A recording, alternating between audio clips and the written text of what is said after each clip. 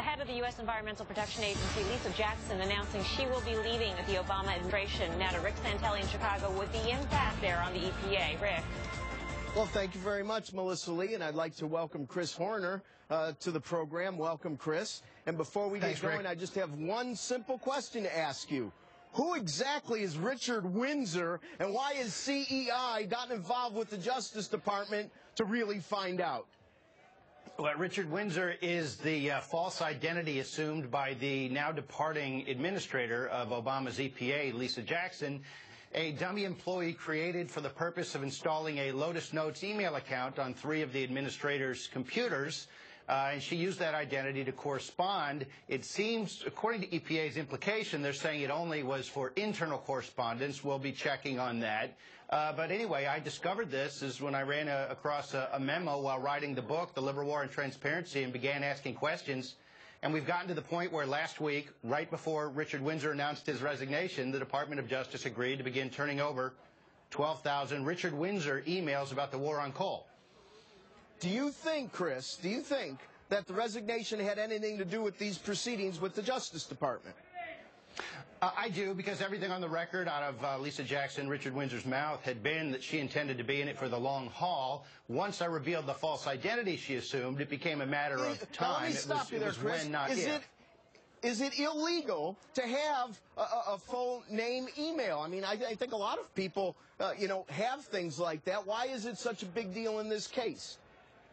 Right, because a lot of people are private citizens, and the private records are treated differently than records that you and I own. These are public records. So, per se, we're not sure that the laws took into account every stunt that might be pulled to try to defeat transparency laws, but we know that how it's being used was defeating transparency laws. It was the obvious outcome. It seems the apparent intent.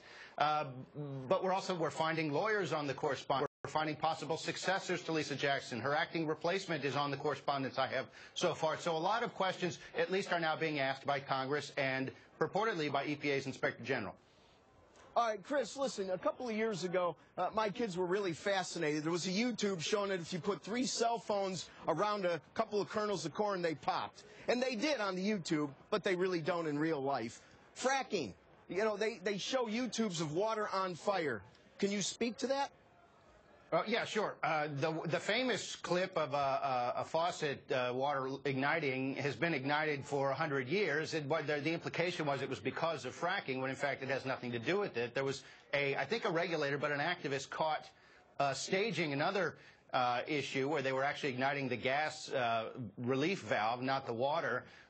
You see Matt Damon's movie lifted its plot from Cars 2, conspiratorial beyond belief. Chris, I think they're making up these reasons for a reason. I'm going to have to cut you short. We have breaking news. But real quickly, do you think there's a plot by the EPA against fracking and all the positives of what that energy can do for jobs in this country? Yes or no answer?